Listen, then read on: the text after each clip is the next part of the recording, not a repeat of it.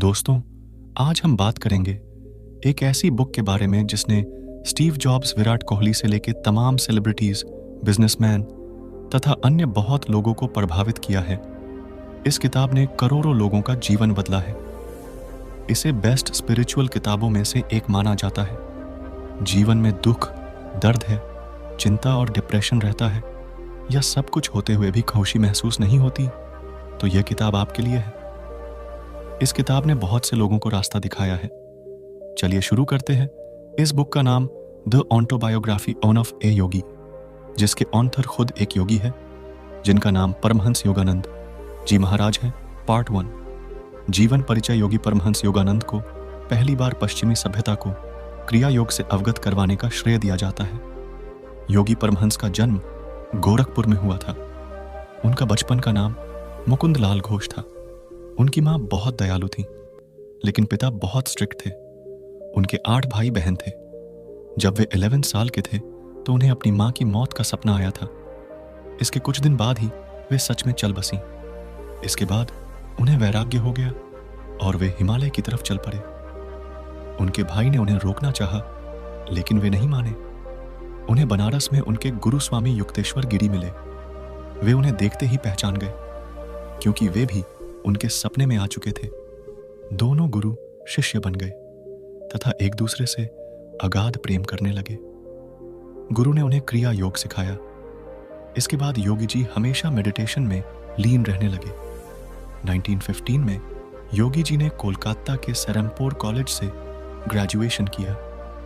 1917 में उन्होंने डीहिका में लड़कों के लिए एक स्कूल खोला, जहां उन्हें योग की शिक्षा दी जाती थी। 1920 में वे अमेरिका चले गए। वहां उनके लेक्चर्स बहुत पॉपुलर हो गए। बहुत से लोग उनके फॉलोअर्स बन गए। अपने जीवन में वे अनेक महान लोगों से मिले, जिनमें प्रमुख थे नोएमन, श्री आनंदमयी माँ, गांधी जी, टैगोर, सर सीवी रमान और लूथर बर्बैंक आदि। 1952 में अमेरिका में ही उनका देहांत हो गया। पार्ट 2, शिक्षाएं, टीचिंग्स। इस भाग में हम योगी जी की टीचिंग्स के बारे में जानेंगे, जिन्हें पढ़कर और प्रयोग करके हमें मानसिक शांति और हैप्पीनेस का अनुभव होगा। First, self realisation.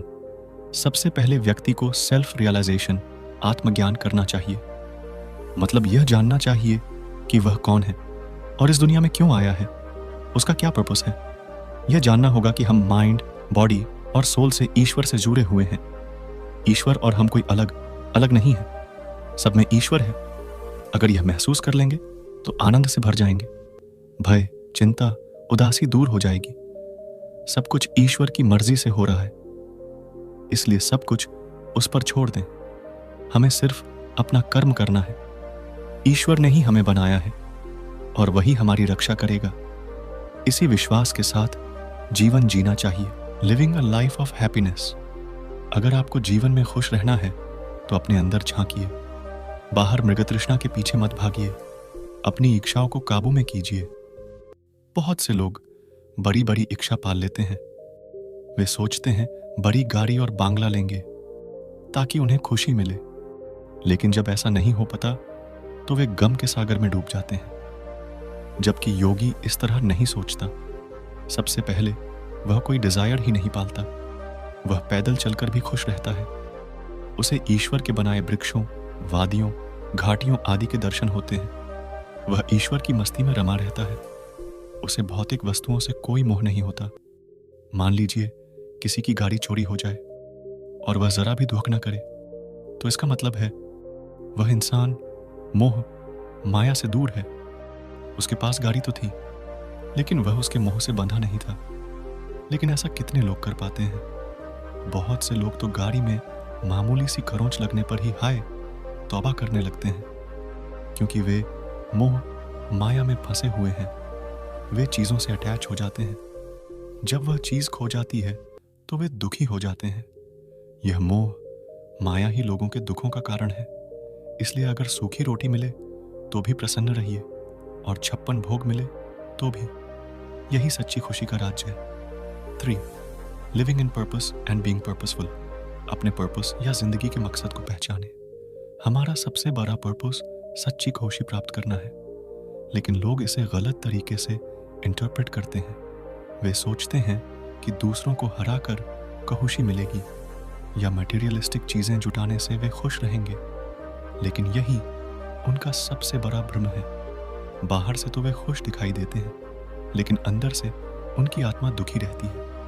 अगर सच्ची खुशी प्राप्त करनी है तो इस बात का ध्यान रखें कि आपके आस पास के लोग भी खुश रहें, क्योंकि अगर पड़ोसी के घर गुलाब का बगीचा होगा तो आपके पास भी उसकी महक ही आएगी। इसी तरह भोग विलास में डूबकर तरह तरह की बीमारियां ही लगती हैं। धन दौलत के घमंड में असली दोस्त दूर हो जाते हैं और चापलूस आपसे चिपक जाते हैं, जो एक दिन आपको पतन की तरफ ले जाते हैं। इसलिए सच्ची खुशी पाने की सोचिए, न कि क्षणिक खुशी।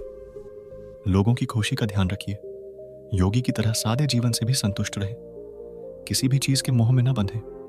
फॉर बीइंग इन सर्विस, कुछ लोग दूसरों का गला काट कर खुद को लंबा करना चाहते हैं।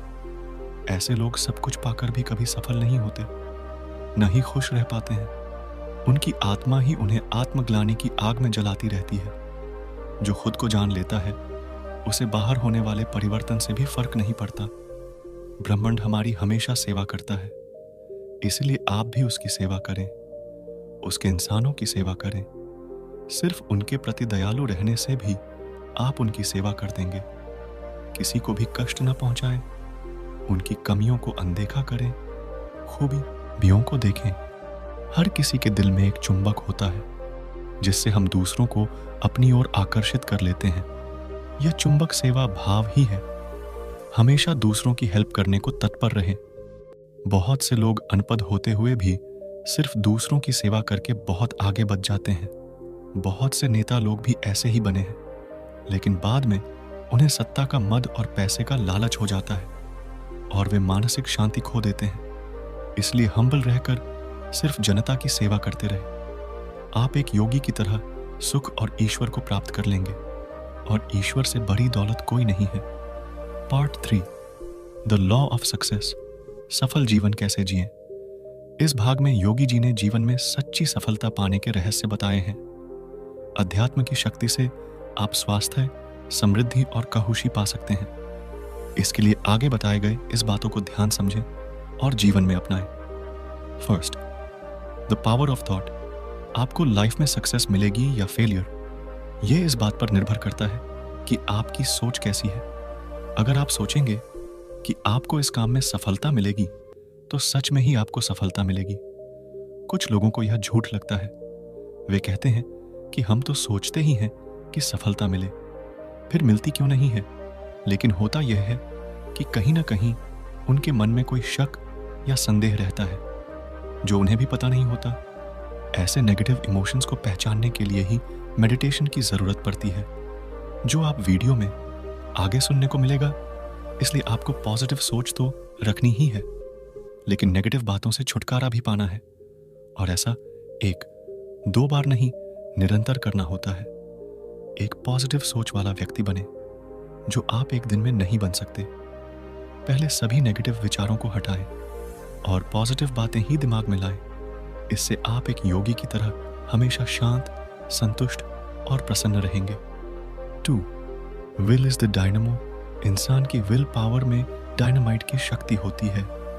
इस शक्ति के प्रयोग से इंसान किसी भी बाधा को पार कर सकता है।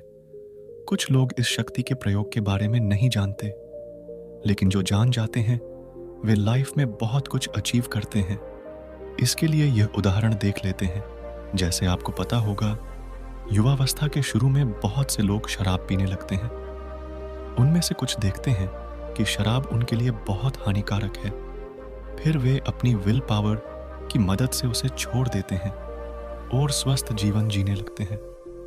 लेकिन वहीं कुछ लोग बार बार कोशिश करने के बावजूद भी शराब की आदत नहीं छोड़ पाते, क्योंकि उन्हें विल पावर को मजबूत करना नहीं आता।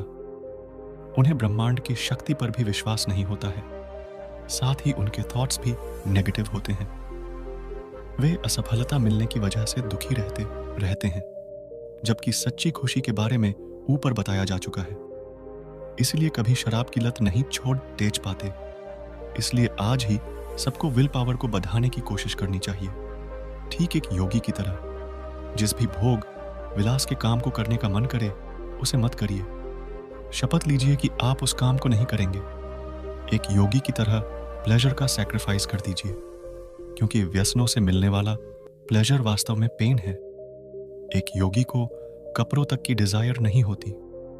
वह सादा सा कपड़ा पहनकर भी अंदर से खुश और संतुष्ट होता है, क्योंकि वह अंदर की दुनिया में रमण करता है। जब आप ऐसा सोचेंगे तो परमानंद मिलने लगेगा। छोटी छोटी चीजों में भी आपको खुशी मिलने लगेगी। 3. You can control destiny. बहुत से लोग अपनी हालत के लिए भाग्य को दोष देते रहते हैं, लेकिन योगी जी कहते हैं कि इंसान का भाग्य उसके हाथ में होता है। अपने कर्मों से आदमी अपने भाग्य को भी बदल सकता है।